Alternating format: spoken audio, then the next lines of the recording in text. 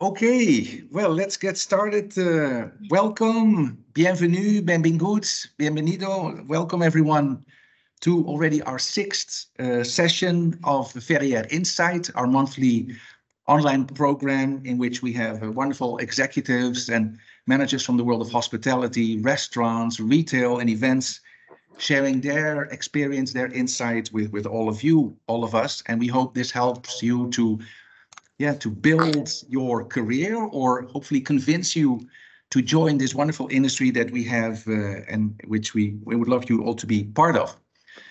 My name is Willem van Rossum. I am the host today, and I am the manager of the Barcelona campus of Ferrières Hospitality and Luxury Management School, and also in charge of international partnerships. And as 2 years ago, we opened up our campus here in Barcelona, Spain. Today we have a very Spanish session. We invite you to travel to Barcelona and to Madrid. And so we're going to have a match, Barça Real Madrid today a little bit. No, it's going to be very amicable and friendly. So let's do ladies first. So we have Sophie Clauze with us. Although from France, she is the director of sales of the Westin Palace, one of the most iconic hotels, luxury hotels in the capital. And so welcome and bienvenue. And Marc Rodriguez, the general manager of the CCIB, one of the biggest convention centers in Southern Europe and located here in Barcelona. Gracias, benvingut. Gracias, thank you, thank you. Thank you. And all of you are able to participate in this discussion, so you can perhaps already, once you have a moment, can put your questions in the chat, and then towards the end of the program, the last 10-15 minutes or so, we'll dedicate those to your questions and observations that you will have for our two guests. As I said, this program is being brought to you by Ferrières Hospitality and Luxury Management School. And before we start with the questions, I want to show you some images and talk a little bit about our wonderful school. So I'm going to share the screen with you. Excellent. So for you to know, Ferrières Hospitality Luxury Management School is a hotel school focused on luxury, hotel management, restaurant management, F&B, events, and luxury retail. And we are located 30 kilometers east of Paris in Ferrières-en-Brie. And we have a beautiful castle, the Château de Ferrières, which is at the very heart of our campus. Here you see some images of the Grand Salon, where we have a lot of events happening, and also the opening and closing of the academic year. In our campus, we have a complete ecosystem. We have restaurants, as you see here. This is our casual restaurant, Bistro Le Chez, which with beautiful views on the grounds of Ferrières. We have also a fine dining restaurant, Le Baron, inside the castle, and with a menu that is signed by Michel Roth, a Michelin star chef, and also Meilleur Ouvrier de France. And we have two campuses. So, of course, the main campus is in Paris, and we're actually building a brand new campus, which is slated to open in 2025. Late 2025, with beautiful facilities. And we also have our satellite campus here in downtown Barcelona. And we also have our own hotel, just like we have in France. So we have our own owned managed hotel, the Paxton, so the one here in Barcelona, a beautiful 150-room hotel, while the one in Paris, Mar de la Vallée, is almost 250 rooms. And in both campuses, we have also Madeleine by Ferrières. It's our gourmet bakery. And actually the one here in Barcelona was awarded to be one of the top 50 best bakeries of the region, autonomous region of Catalonia. So we're very proud of that. Here's some images of the rooms that we have in the Paxton, both in Paris and in Barcelona. Very similar design. And just for you to know, our philosophy of education is that we really focus on to get the entrepreneurial spirit out of everyone, whether they are going to work for themselves, have their own business, or work for a major company. We want to give that spirit of autonomy, also of creativity, of innovation, and also accountability. And another important element is what we call positive education. So we really accompany the students on an individual level and to focus on their qualities, their virtues, their passions and interests, and help them to arrive at the stage, at the career where they see themselves in the future. At Ferrières, we have what we call the 70, 20, and 10% approach, which means 10% of the classes are actually traditional with teachers in a classroom going over theories, but then 20% is interaction that they have with professionals, a little bit like what we're doing today via master classes or this initiative, what we have here, Ferrières Insight. And then 70% students are actually spending time in the industry, because our industry, you cannot learn with a PowerPoint. You have to do it, you have to feel it. And so we have a very practical hands-on approach, and students will be guided and working in all the different areas of the industry. So that gives them a complete overview of makes them very all-rounded and also have a better sense of where they want to go. And part of that is our PAP, our Professional Acceleration Program, which basically makes students work in our own hotels and restaurants, which we have on site in both our campuses. And they'll be working in the kitchen, in the restaurants, in housekeeping, cleaning rooms, at the front desk, and all the other areas. So to give them a very hands-on vision. We have a lot of wonderful programs. We have undergraduate programs, our Bachelor of Arts, which is a 3-year program in French, more operational. Bachelor Essentia, which is a 1-year program. It's a very intense and intensive program for people who have already studied perhaps another study like economy or law and want to switch gears. Then we have our IBBA, which is a 4-year program completely in English, and which prepares students more for an international career, perhaps in major hotel chains. Then our Parcours Grande École is kind of the best of Ferrières, which combines basically our IBBA and our master program into one. And then, of course, we have our Master of Science, 18-month program, also fully in English for really focused on more senior leadership and management positions.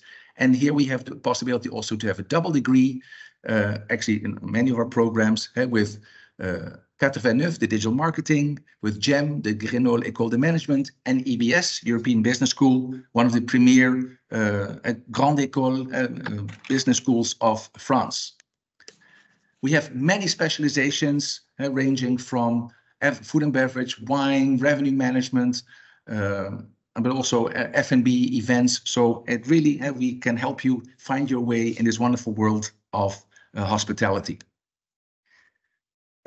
Students we are a very international school, so partnerships with major players across the globe, because students will have to do a lot of interns while they are with us, and to also beyond our own hotels and restaurants to give this really international scope. We also work with some fantastic hotel management programs across the globe, and I'm very happy to keep extending these. Literally on all the many continents, Asia, Europe, North and South America, and we're building more as we speak. And with some fantastic partners in hotels and luxury hotels, restaurants and retail, some fantastic brands where our students can do internships or have a partner part-time or full-time position. We have also a summer program coming up here in Paris, which starts in May 7th, which is basically a combination of classes, workshops, visits, and also an internship, a supervised internship, which is done from May through August. And then we have a short 1-week summer camp for students perhaps who want to consider our industry, which is a 1-week immersion, a little bit more fun, but also with an educational touch. And for more information, here you have our QR code, and you can download directly our catalog. And here you have our information if you want to check out our website or email us for more information. All right, having said that, let's continue and get this show on the road. So once again, Sophie, Director of Sales, Sophie Clauze of the beautiful Westin Palace in Madrid, and Marc Rodriguez, General Manager of the CCIB Convention Center here in Barcelona. Welcome. So I always like to start with the same question. How did you get into our industry? What triggered you? What has been your path into this? Perhaps, Sophie, may we start with you? Yeah. Well, first of all, it was absolutely not planned, because I actually come from a philosophy and foreign language baccalaureate, which could have led me to go to psychology, foreign language, philosophy, and stuff like that. And while I was studying my last year of high school, if we may call it like this, I was working in a restaurant as a hostess, just to make extra money on the weekend. And I started to help my colleague waiters and to learn how to carry 2 plate or 3 plate in my hands. And after my degree, I was looking at study, and I said, why not trying the hotel business school, which was a big drama, because actually my family has worked in a bank all their life, so BNP Paribas. So imagine me, like my dad was thinking I would follow his path. And then I said, I want to be in a catering school. So he said, oh, I'm glad you did this study to become a waitress. So that was one of the comments. So I applied to Saint-Quentin-en-Yvelines Hotel School and Paris-Médéric, and I was recruited in Paris-Médéric, where I had the most fantastic 3 years. And I prepared what we call a Brevet Technicien Supérieur, BTS, in hotel and management with a F&B option. You're frozen, William, I can see. Yes, I'm going to leave 1 second the camera. Yeah. So that's how I ended, just like by, having a weekend job as a waitress, and then I entered the hospitality world. So when I went from philosophy to suddenly being shouted after by a chef that I was not cooking well, my food was kind of a big shock at the beginning. But then it's just so complete. That's how I ended up in hotel business from an education point of view. Marc, what has been your story? So cannot improve Sophie's story, I think, because Sophie gets in love step by step of our industry. My love was a platonic love from the very beginning. When I was 15 years old, I dreamed all day being a hotel manager. I was absolutely fascinated by hotels and restaurants. So as soon as I finished my high school, I started my studies in tourism school in Barcelona, and immediately internships in restaurants in France, by the way. So that confirmed my platonic love, and from this, because I was even not 17 years old, so I was a minor, and until today, I'm not a minor, as you can see, and I'm still in love. I think it's the best industry, the best profession by far. Yeah. Why do you say that? Because I saw always in the great professionals, of course they are doing well, but they make people happy, which is, so we work on happiness, and that's a privilege in my opinion. Yes, I agree. So can you talk a little bit then, since you were a minor, Marc, and as you say, you're not anymore, how's been your pathway, your career? Talk us a little bit, so some of the highlights of your career and until where you are today. today I'm almost 58. Lucas 57, as you like. But I started in France and doing internships and then working professionally in the restaurant. So I was a steward. I was all day doing the dishes up. And in 3 months, I was promoted to be an assistant of the assistant of the assistant of the assistant of one of the chefs. So for me, it has been my best promotion by far in life. So I was really happy that somebody really made me confidence to be listening. You are able to be in the next step. So for me, it was crazy. So I started in the kitchen. Kitchen is really important, in my opinion, for that business. Then when I finish my studies, I start in the hotel industry as concierge, receptionist, assistant of the front office manager, room division manager, assistant of the general manager, and finally general manager was my dream. And I ran hotels in Barcelona, in Malaga, and in Marbella. And one day, a headhunter of Lyon called me because there was a position in the CCIB in a conference center, that a position of general manager. For me, it was a very immense surprise. I was really shocked about they didn't think of me. So I went to Lyon, France, and they decided to offer me this job. So I started my career in GL Events, which is an amazing company. It's a family company. Today it's listed in the Paris Stock Exchange. And I was the general manager here. After that, they decided to join me in the executive committee of the division. And we run 55 convention centers all around the world. So I took care of the sales, the global sales office, have a global sales office in Shanghai, another one in London, another one in New York. So I was all my life at that times in the airports. I know all airports. Now I have all the fidelity cards of the airlines, as you can imagine. Yeah. And well, when the concession of GL Events expired here in Barcelona, the city of Barcelona decided to give the venue to the FIRA of Barcelona. It's a main important institution. They offered me to stay in Barcelona, and so I decided to stay here with my family in Barcelona, and it was in my opinion, a good decision. So today I'm the general manager in CCIB, belonging to the FIRA of Barcelona, which is one of the main important companies in trade shows and in congresses in Europe. Yeah. So that's briefly. Yeah, quite an amazing 39 career. Years. Yeah, nice.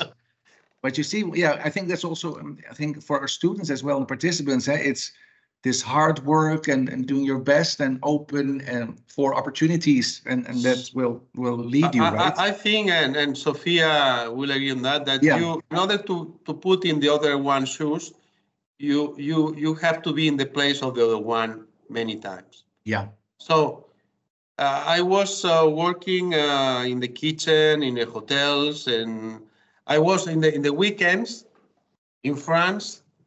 My cousin has a brigade of waiters. He was a very well-known head waiter in the area. So we went for the parties to do the setup, to serve people in the Côte d'Azur mansions. So being a waiter, being cleaning the swimming pool, very important.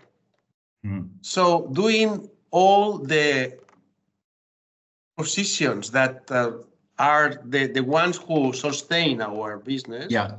For me, of course, I went to the business schools and so on, but for me was, in my opinion, was so important as well, being from the very beginning, taking a look in all the areas that belong to our industry.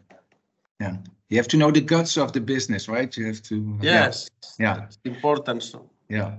So Sophie, it seems also that Mark and you, it's a lot of surprises, right? Of not planned and a lot of interesting sideways. So what has been your path? Well, I also started from scratch, basically. Yeah. I finished my studies in the École hôtelière de Paris in Médéric, and then I went to London to learn English. So I started as a waitress in the famous Oak Room Lounge restaurant. I was serving afternoon tea and then working at night, serving cocktails and bars. So that was the best practice of the operational points. So I stayed there now a year and a half at the beautiful Le Méridien Piccadilly. And then I had an opportunity to move to an F&B supervisor position. So I was working at the Hilton Mews on Mark Lane, which is a tiny hotel, which is just behind the big tower that we have in London. And I stayed there another 8 months as an F&B supervisor. And I remember all the time I was serving afternoon tea at Le Méridien. I was also serving the sales team, you know, that they were bringing their customer to discuss about business.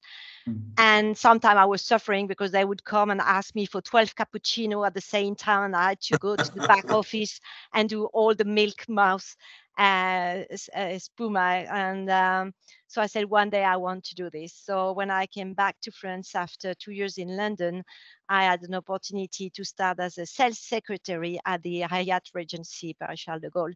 So I had barely touched a computer in my life. I mean, we're talking back 1994. So it's also a 30 years careers for me. And so I had to learn everything from sending an offer to sending a contract to answering the phone. But I was the secretary of the whole sales department. So I was also bringing coffee, taking the laundry of my boss. And at that time, these bosses were very lucky because I was the one doing all their photocopy. So I had a carpet with me, and they would place a paper with a post-it and say time 2, time 3, time 7, time 500, staple, not staple. So when they were going home at the end of the day, I was spending 3 hours at the photocopy machine doing everything for them.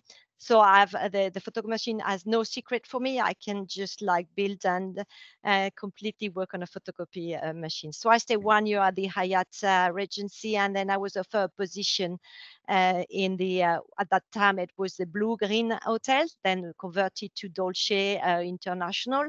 So I was engaged basically because I was the only one speaking in English at the office, because when the interview, the director of sales said, but you have no experience in sales, so what can you bring me? And I said, well, I speak English fluently, almost. I have obviously my accent, but I was quite.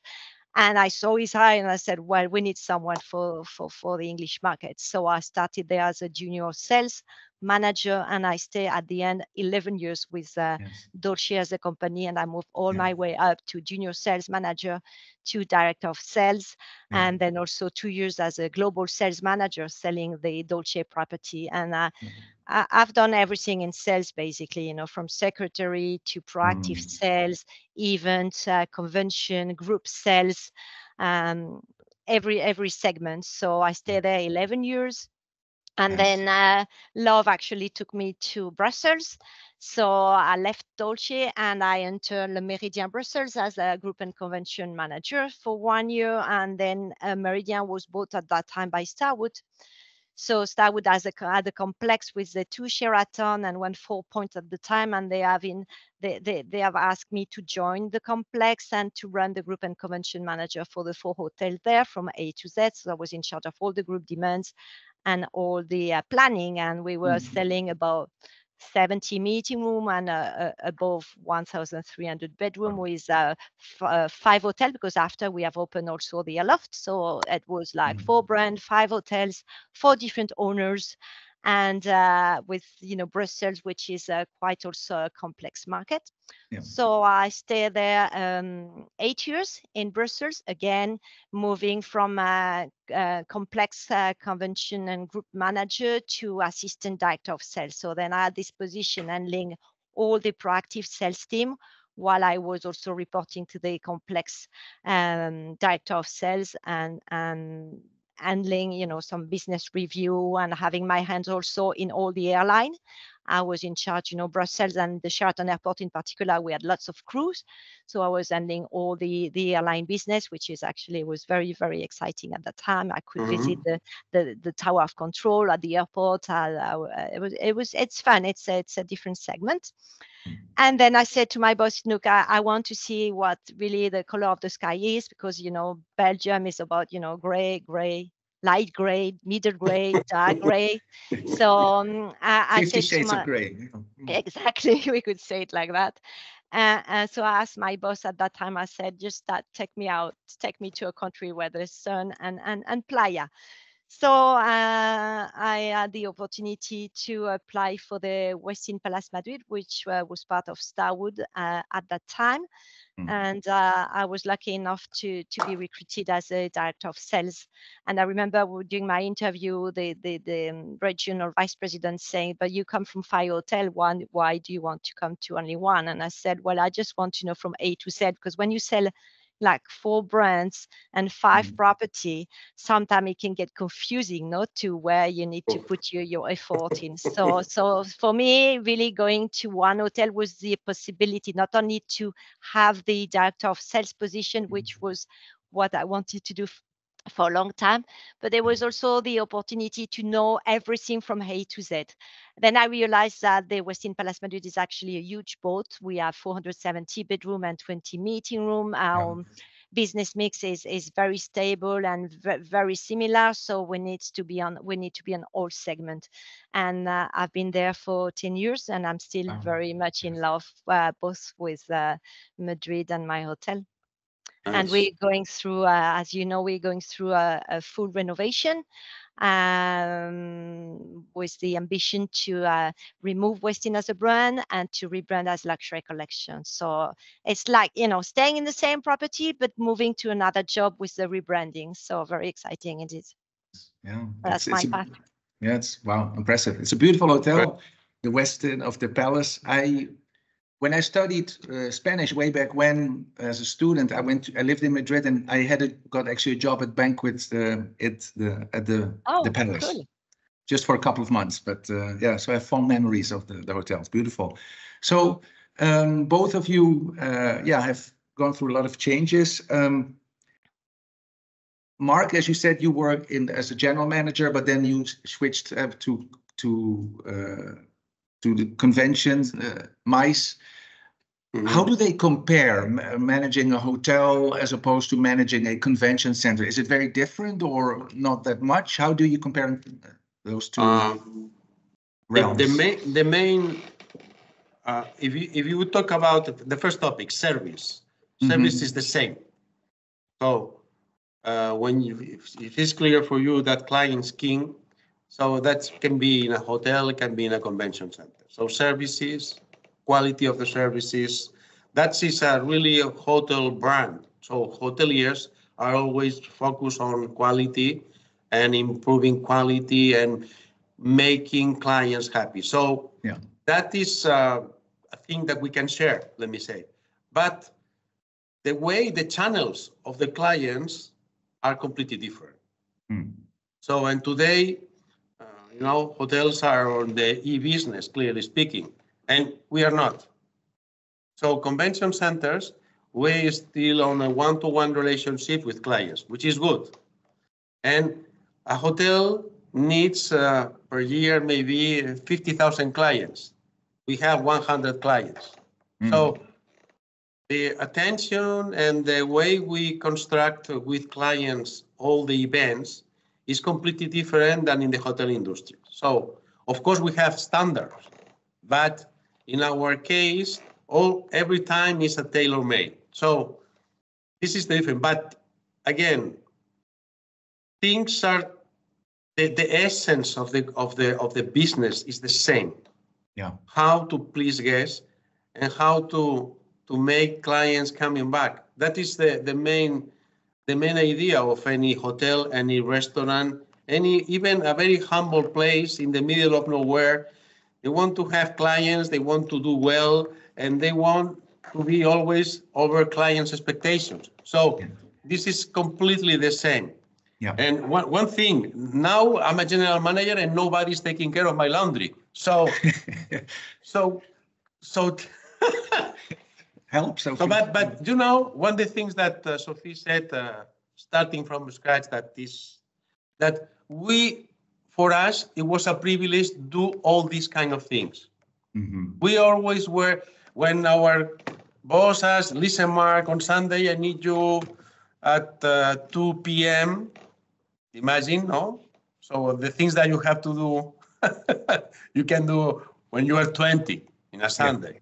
Yeah. So, but we were happy about that, because that means that for us was the beginning of being involving in the main part of the activity.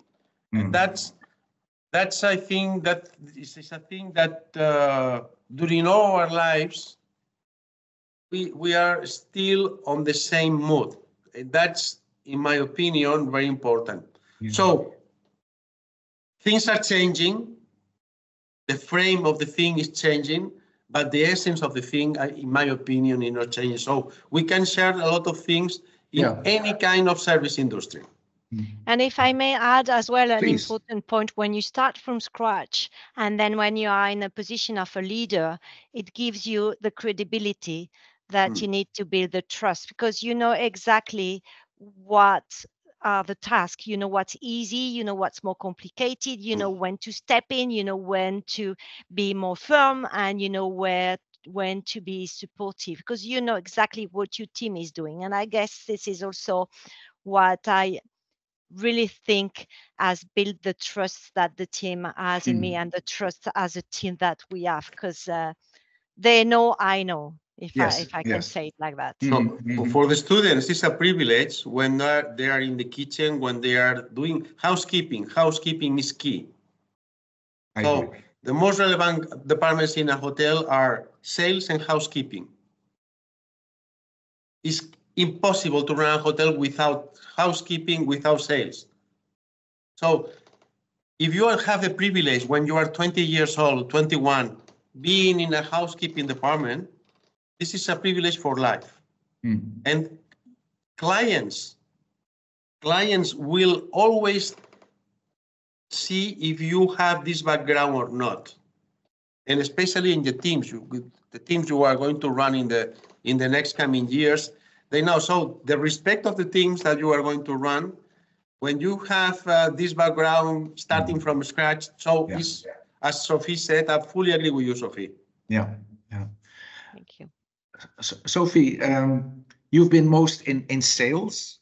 What is the secret of success for successful sales? You as a specialist, well, although Mark also, you've done your share of sales, you can perhaps both comment, but Sophie, what makes for good sales? Well, I always say that our job is to tell stories. Our job is to tell a story about how well the operation is working, so they will ensure that the guest is having a fantastic experience. I mean, it's all combined. We cannot work independently, so we need to be aware of how the operation is working. So your message to the customer is realistic, and then the promise that you say, because we do not only sell on our property, but we do sell a lot outside our property. So we all sell beds. We all have beds and nice swimming pool and nice meeting room. So really, if you trust your operation and you have a good story to share, then you build the confidence with the customer or the third party. So altogether, it's really about being able to tell story, being able to understand very well how your property, love your property, because it's very hard to sell a project, and it's not only in the whole industry, but it's very hard to sell a project you don't like. So you need to really have pride in your project, and also be curious, ask question. The client wants to talk about him, so you can talk about your product, but you have to start by asking the guest what he or she likes. Because at the end of the day, imagine you start with, oh, I have a 18-hole golf course in my property. And then the client said, fine, I hate golf. So what do you say? So if you don't start by really asking, what are you looking at when you travel? Are you looking at a cultural discovery? Are you looking at a gastronomic experience? Are you looking at a seamless check-in process because you're a corporate client and you have no time and you just want to have a comfortable bed? So really being curious by asking questions.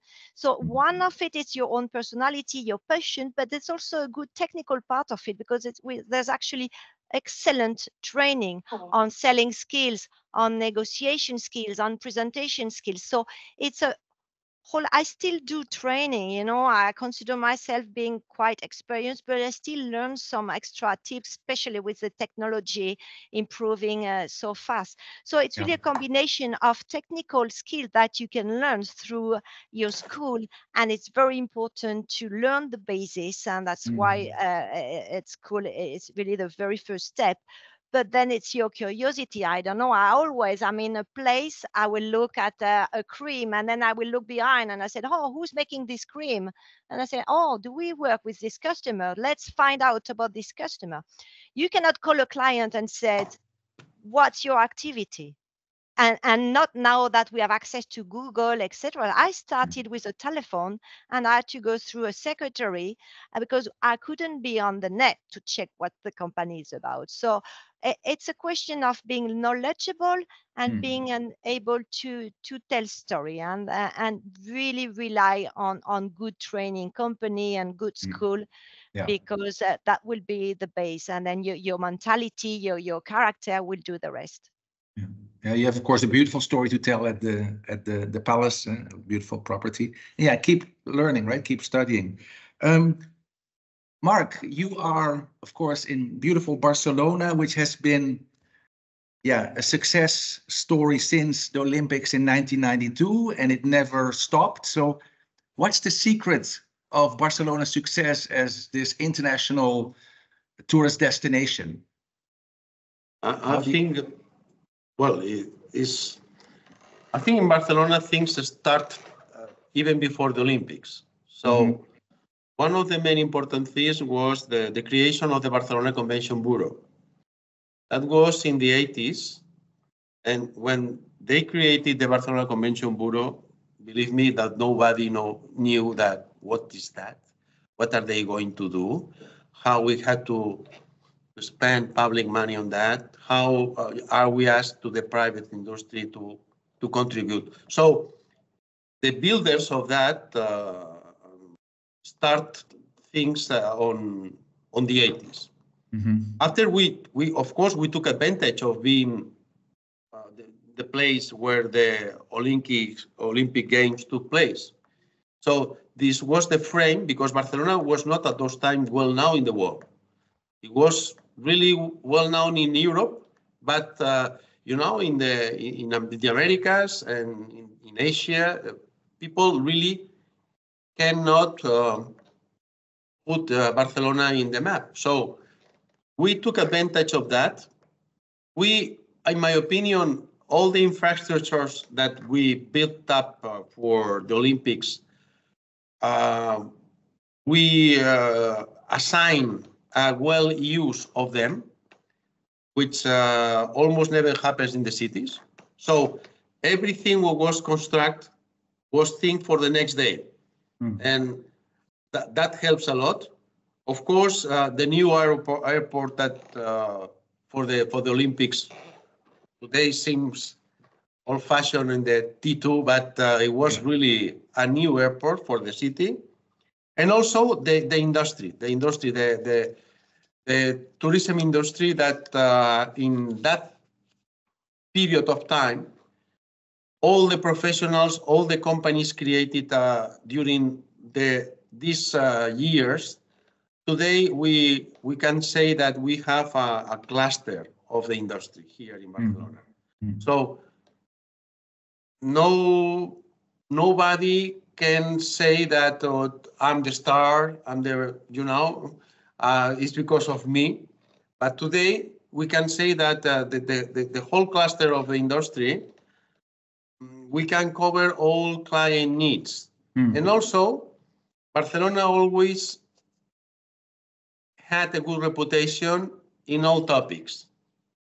Barcelona is not the best city in security, it's not the best city in gastronomy, it's not the best city in weather, but it's one of the top cities in all of them, which is the average is really important. So average is much more important than being the star in one or two topics. And another thing is that we work in clients, not in sales. So for us was much more important having good clients, and good clients always come back. So Barcelona is not the city where the people go, it's the city where people come back. Nice. And that is really unusual in the world. There are many companies that they came to Barcelona in the last 20 years 3 times. Congresses that every 2 years, every 3 years that they repeat the destination. So we prepare the city for being the city where the people come back. Yeah, that's my opinion. Yeah, I think that's been so admirable that Barcelona has maintained that momentum. You know, a lot of cities, they kind of like a roller coaster, they peak and then they fall, but you somehow maintained or even increased it over time. So that's very and listen, we have terrorist attacks. We have a lot of political issues in the past. We cannot tie that under the carpet. We had the pandemic as everybody. So a lot of things that prove that the resilience of the destination is really high. Yeah. That means that the foundation of the destination is well done. Nice. Yeah, contrasting that with Madrid, which in the last couple of years has really known a renaissance, right? I mean, in the last 5 years, I think Madrid has been booming and become this new luxury urban destination. How do you explain that? What has been happening in Madrid? Well, I guess we have to be very thankful to the work the institution have worked, like the Madrid Convention Bureau. I mean, Madrid was, we used to call it the best kept secret of Europe, unfortunately, because actually people would think about Spain with Barcelona, Marbella, or the Canaries or the Balearics. And Madrid has had the perception of being like quite a corporate sort of boring city, you know, with no beach and no river. And like from a French perspective, since I was in France, when I was hearing about Madrid, it was during this big strike and we had all these people. So the image of Madrid was not very, very positive. So there have been a massive work from the Madrid Convention Bureau and Tour España in general and the Madrid Destino and also the City Hall to really deploy lots of effort and investment in promoting the city towards the international market. And it's true that even when I arrived 10 years ago, Madrid didn't have the success that it has today. I guess it's really related to that. We also see now this new, Madrid was a cultural destination at the beginning. Now it's a cultural destination, it's a gastronomic destination, it's a nightlife destination, and it's also now a luxury destination. We've seen, you know, new high brand coming in, Rosewood, who took over the Via Magna, Four Seasons, Mandarin Oriental, who took the Ritz. So and then this full shopping high-end luxury gallery that has just opened near the Four Seasons, where brands like, you know, Dior, Cartier, Gucci, etc. So it has added a luxury touch that we're not. We were more with an image of having the Prado Museum and the Guernica from Pablo Picasso, but very little site for that. And then really the promotion of, you know, the heart of living and now also the security, because I have to say Madrid is really a very, very safe place. I mean, I also experience it myself. I take the metro. I'm a very freaking person. I'm scared of everything, I can tell you. And I take the metro at 12 p.m., 6 in the morning. I mean, you can walk in the street at night. and it's really a feeling that. And then obviously the airport made extra connection, much more direct flight. So the combination of having this luxury brand, the new hotel chain, and the control also on in order to avoid mass tourism that we can see in Venice, for example, and just not it's really the selection of the type of tourist that we want that really helps. Obviously, we depend a lot of the US market and also Latin American market. Mexico is actually a number 2 source market at the hotel. Wow. US being the number 1 with almost 50%, so that's huge. Amazing. And then it would be national. So really, I guess it's really thankful to the work of the institution and the promotion of the cities, plus the actors of the economy. There's some facilities for company to invest as well. There's lower tax as well in Madrid. So it's a combination to really, better on high quality tourism. Yeah. Well, fascinating. So 2 very different stories, but there are some similarities, right? The importance of the convention visitors bureau and the role that they have been playing. Yeah. There's a lot I would like to talk, and I also want to leave some time for the audience. But perhaps one of my last questions that I will ask you. You are now very accomplished and successful in your careers. What do you both wish that you knew when you started at the beginning, when you were 18, 19, 20 years at the very beginning of your careers, and some things that is kind of a takeaway word of advice? They say, wow, I wish I would have known this. It might have been help or something. A word of wisdom, a recommendation you'd like to give to our audience, whether they're young professionals or students.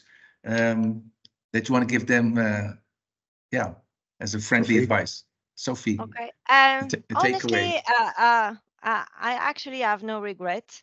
Because I managed to balance my personal life with my professional life, and I guess it's also very important. I'm a mom. I have 2 wonderful kids, and I've worked in France, in London, in Belgium, and now in Spain. So you cannot do it all. So I don't really have regrets. But what I would recommend is that you really explore the world and don't put limit in your aspiration. Try every opportunity, but just be sure to choose from the beginning the path that you want. If you want to work on luxury, just try to get a good knowledge of different luxury brands. Try different one. It's nice when you work with someone that has been 40 years in the same hotel. That's nice. It's got experience, but you need to have this different view and culture. So moving from a country to another one and change job. And that's the beauty of our industry, because I started as a waitress. I'm now in sales. Marc has done all the different positions. So I guess it's its only industry, I guess, in the world where you can change a job if you don't really like it to something you like. You can change country. You can learn language. You can go back to your initial dream job. So I don't have any regret. I consider myself very lucky to have this path, but I would recommend to really believe in your passion and work hard and have fun. And have lots of fun. Play hard. No, work hard. Play hard. Yeah. Good advice from Sophie. Marc, what is my professional life has been a privilege. So I have, as Sophie said, I have no complaints.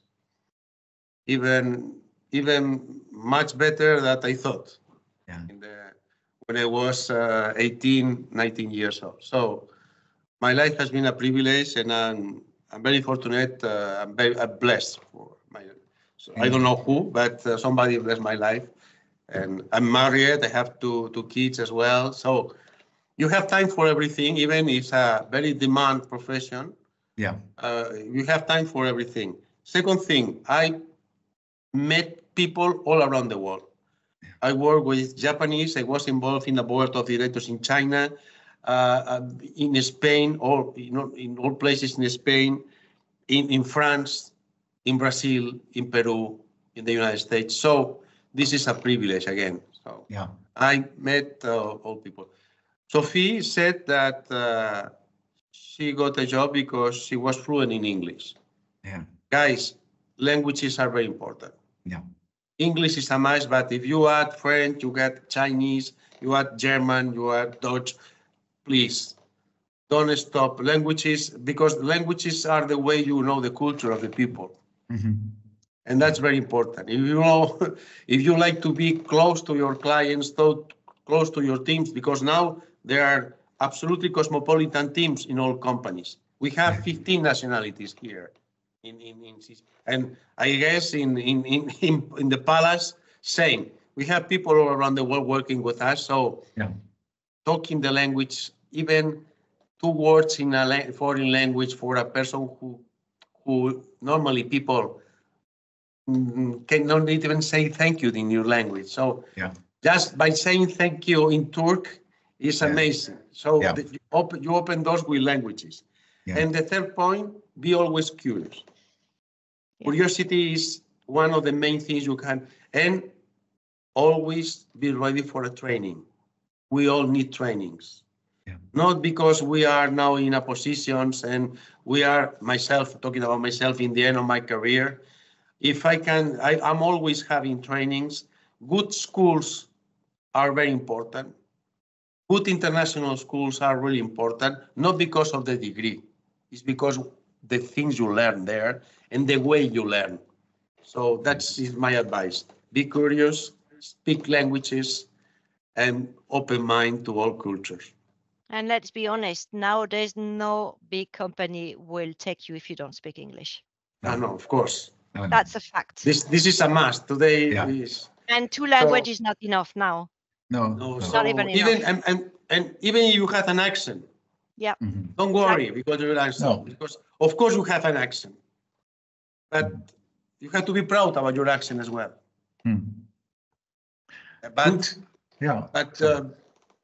be curious and open your eyes. I like the question of Camila. I was actually reading the question. Yes, I'll read it here. As a foreigner, I have many people telling me I was brave for leaving my country and searching for a new professional and personal life. What advice can you give hospitality students when they are afraid of taking this big step, of going abroad, leaving their family, leaving their country, their culture behind? Well, we've done it. So I would say you're not alone. When I have some training, I tell them I've been a trainee myself. So it's a family. You know, many big companies. Imagine Marriott. No, we have 31 brands. We are almost 1 million employees, and we have around 8,000 hotels. And then we are split it between brand and region, and luxury lifestyle and luxury classic and premium and select. So you look at it and you're like, oh my God, but you have no idea how we can have a cultural family, a family culture. So majority of the people that are working in hotel are coming from the hotel industry.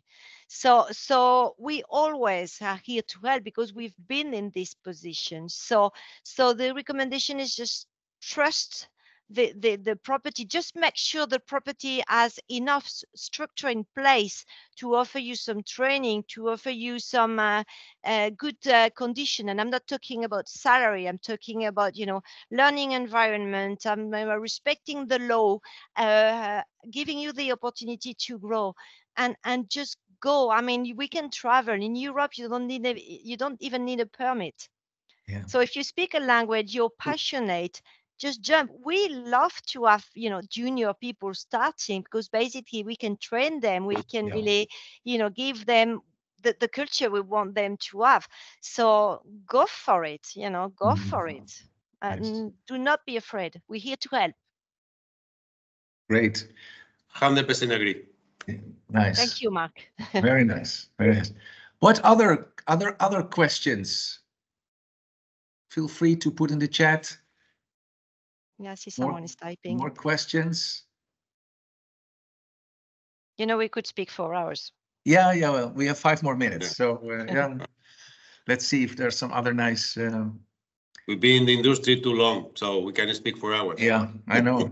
I hear, Sotai, professionally speaking, what are you the most proud of? My team. What's an accomplishment, something you've done along the way that you are really proud of in your career? What would be the event? I had a fantastic opportunity when I was working at Le Méridien in Brussels to do the visit of Queen Elizabeth. Oh, And then 2 weeks after, I did the first Secretary of Defense of the United States. So that's kind of, once in a lifetime yes. opportunity to plan this type of event.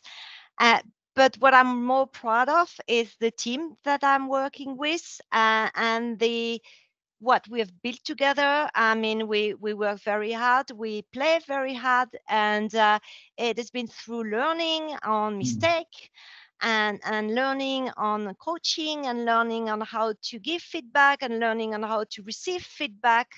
I think maybe what I'm most proud now is to have been able, after the different hotels I've worked, to be able to build a team that is engaged, that we all go into the same direction, even though we also different nationality and we have different personality. And I can feel the respect, I can feel the love of the product, and they know I'm the leader, but we are friends. So what I'm proud of is to have been able to build this trustful environment while I take them to the direction we need to take. So it's like, an iron hand in a soft glove, no? And une main de fer dans un gant de velours. Beautiful, beautiful. I stopped talking, Marc. You. Mark, what are you proud of? What my highlight? Yeah. In this business was during the pandemic. Oh. Is we were able to survive. So for me, was a lesson of life for being the captain of a boat that with no sea. It was the moment. But we did a thing. We did for me the event that I'm really proud, and for me the best events we did ever. We were working with the World Central Kitchen, with the organization of José Andrés.